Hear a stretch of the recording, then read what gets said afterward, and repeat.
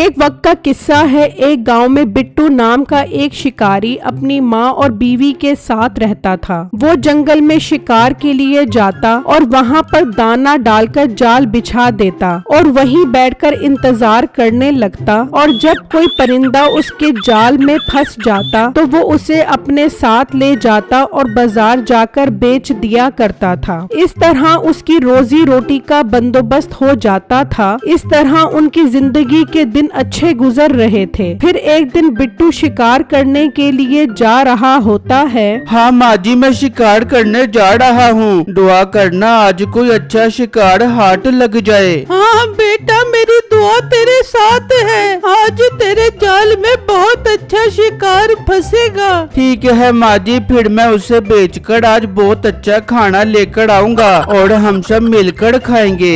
ये कहकर बिट्टू जंगल की तरफ निकल जाता है और वहाँ दाना डालकर जाल लगा देता है और इंतजार करने बैठ जाता है। काफी देर हो जाती है, कोई भी शिकार नहीं आता। ये आज जंगल के परिंदों को हो क्या गया है, कोई परिंदा ही नहीं आ रहा। वो सोच ही रहा होता है कि अचानक वहाँ एक बहुत खूबसूरत मोरनी आ जाती है। बिट्टू की खुशी का कोई ठिकाना ही नहीं रहता। बिट्टू उस मोरनी का जाल में फंसने का इंतजार करने लगता है, लेकिन बदकिस्मती से वो उड़ जाती है। ओहो, ये क्या हो गया? मोरनी मेरी जाल में फंसी ही नहीं। इतनी खूबसूरत मोरनी मैंने पहले कभी नहीं देखी। कुछ भी हो, मैंने ये मोरनी जरूर पकड़नी है। अचानक उसे बंदूक की गोली की आवाज आती है। वो आवाज सुनकर चौंक जाता है। ये क्या, इस जंगल में और शिकारी कहाँ से आ गया? कहीं उसने उस मोरनी को मार तो नहीं दिया? मैं जाकर देखता हूँ। जहाँ से उसे गोली की आवाज आई थी, बिट्टू उस तरफ निकल जाता है तो करीब ही उसे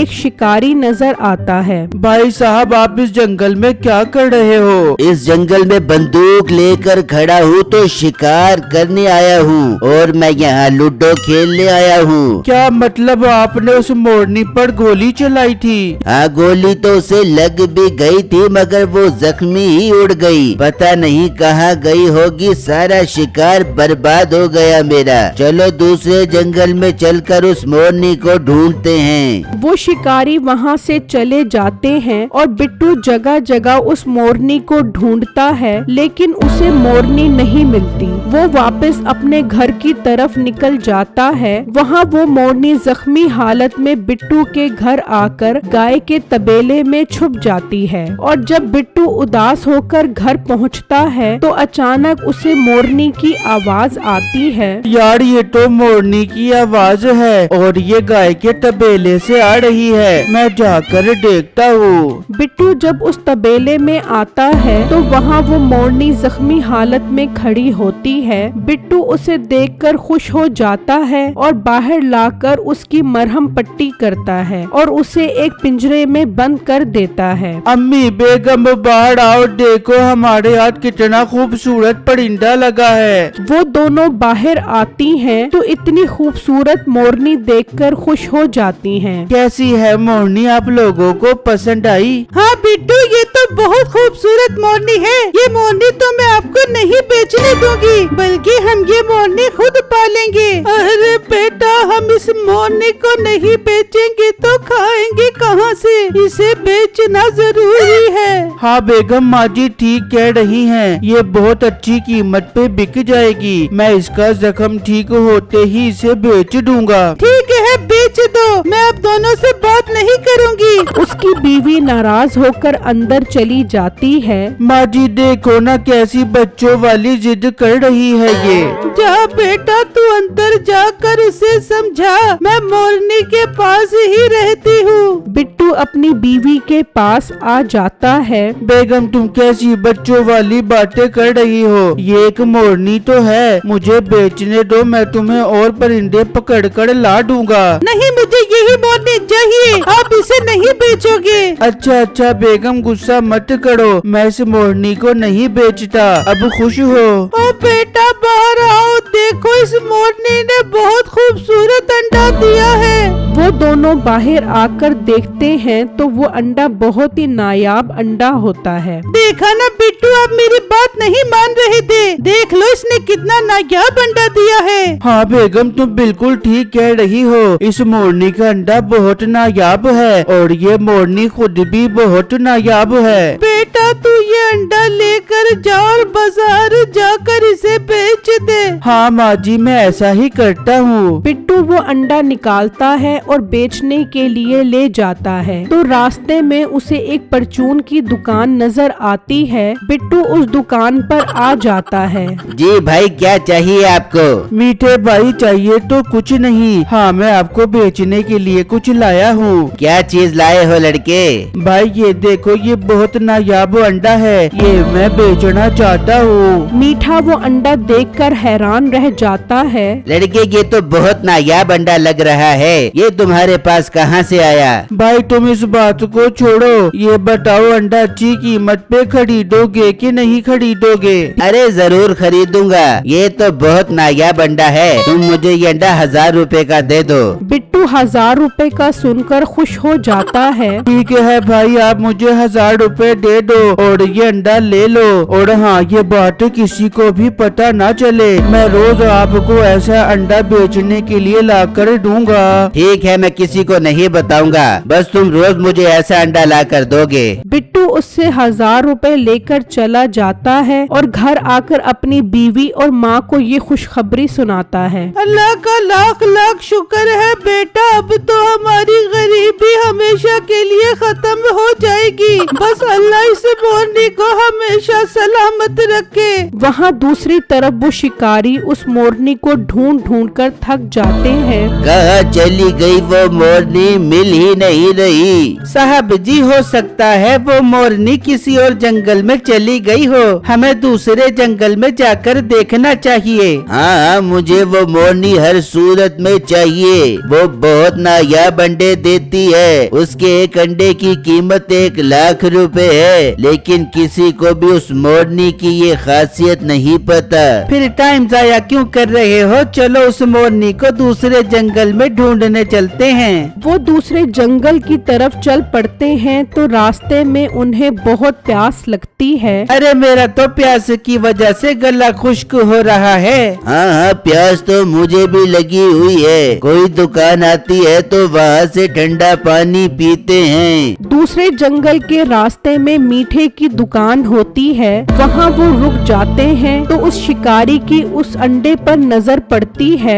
ओ लड़के, ये अंडा तेरे पास कहाँ से आया? क्यों भाई साहब, बहुत नायाब है ना ये अंडा? नायाब तो है, मगर ये आया कहाँ से तुम्हारे पास? भाई साहब, मैंने ये अंडा एक लड़के से 1000 रुपए का खरीदा है। मैं तुझसे ये अंडा 10,000 का खरीदूंगा। बस मुझे उस लड़के के घर तक ले जा। उसकी बात सुनकर मीठे का शैतानी दिमाग काम करने लग जाता है। अरे भाई, बहुत सियाने बन रहे हैं ये। सोने की मुर्गी मैं इन्हें दे दूं ताकि मैं अंडे से भी जाऊं। अब तो मेरे कमाई करने के दिन आए हैं। क्या सोच रहे हो तुम?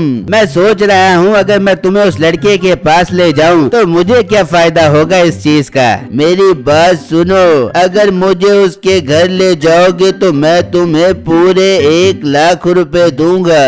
क्या 1 लाख रुपए? अरे मेरे प्यारे भाई जानू, आप कल शाम में मेरे पास आना, मैं आपको उसके घर ले जाऊंगा। ये बात सुनकर वो सब खुश होकर वहाँ से चले जाते हैं। अरे वाह भाई का मजा, पूरे 1 लाख रुपए की दिहाड़ी लगेगी। फिर जब अगला दिन निकलता है तो बिट्टू उस मोरनी के पास आता है तो देखता है कि उसने वही अंडा दिया होता है। वो उसके पिंजरे से अंडा निकालता है और उसे बेचने के लिए मीठे के पास आ जाता है। आ गए हो भाई अंडा बेचने के लिए? भाई अंडा ले लो और मुझे 1000 रुपए दे दो। मीठा उससे अंडा लेकर उसे 1000 रुपए दे देता है। बिट्टू वो पैसे लेकर चला जाता है तो मीठा उसके पीछे पीछे जाता है और उसका घर देख लेता है। हो गया मेरा काम, अब 1 लाख रुपया मेरा पक्का है। मीठा ये कहकर वहाँ से चला जाता है और अपनी दुकान पर आ जाता है और उन शिकारियों का इंतजार करने लग जाता जाता है वहाँ बिट्टू अपनी बीवी से कहता है,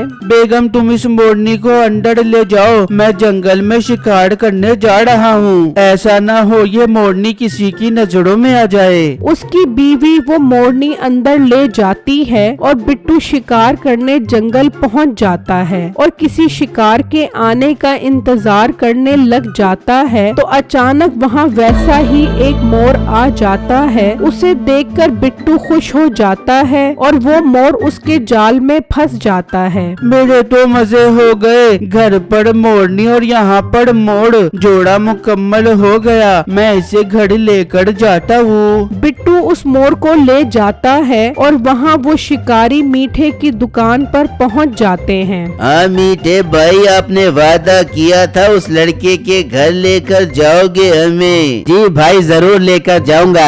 आप परेशान क्यों होते हो? मेरा 1 लाख रुपया दे दो। तुम्हारा 1 लाख तुम्हें मिल जाएगा, बस तुम मुझे उसके घर ले चलो। हाँ हाँ चलो मेरे साथ। वो सब बिट्टू के घर की तरफ निकल पड़ते हैं और वहाँ बिट्टू भी घर पहुँच जाता है। देखो माँ जी, मैं जंगल से मोर पकड़ कर आया हूँ। बेगम वो मोरनी कहाँ है? बिट्टू वो अंदर है, मैंने उसे दड़बे में बंद किया हुआ है। जाओ बेगम उसे लेकर आओ।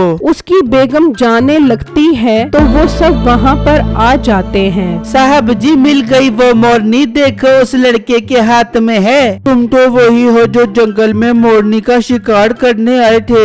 हाँ मैं वही हूँ और मैं इस मोरनी की ही तलाश में था। इसके हाथ से ये मोरनी ले लो। वो बिट्टू से मोर छीन लेते हैं। भाई साहब मैंने आपको इस लड़के का घर दिखा दिया है, मेरा 1 लाख रुपया मुझे दो। कौन सा 1 लाख रुपया? चल भाग जा यहाँ से। तुझे पता है ये मोरनी कितनी कीमती है? इसका एक अंडा 1 लाख रुपए का बिकता है। भाई साहब मैंने अपना वादा पूरा कर दिया है, मगर आप अपना वादा पूरा नहीं कर रहे। तू निकल यहाँ से, बड़ा आया 1 लाख रुपया लेने वाला।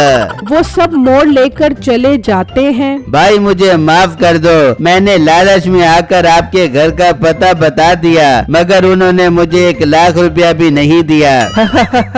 तुम्हें पता है मैंने उन्हें बेवकूफ बना दिया है। वो मोर लेकर गए हैं, मोरनी तो अंदर है। अरे भाई आप तो बहुत सियाने निकले। अब आएगा मजा जब वो मोर अंडे नहीं देगा और वो रोते रोते दोबारा मेरे पास आएंगे। भाई आप इस मोरनी के अंडे मुझे बेचना, मैं बाप को कभी धोखा नहीं दूंगा। ठीक है मीठे भाई, मैं आप ही को अंडे बेचूंगा। वहाँ वो शिकारी अंडे का इंतजार करते हैं, लेकिन मोर ने अंडा कहाँ से देना था। ये अंडा क्यों नहीं दे रही? मालिक गौर से देखो, ये मोरनी नहीं मोर है, ये अंडा कहाँ से देगा? अरे दत्त तेरे की, ये तो उसने हमें बेवकूफ बना दिया है।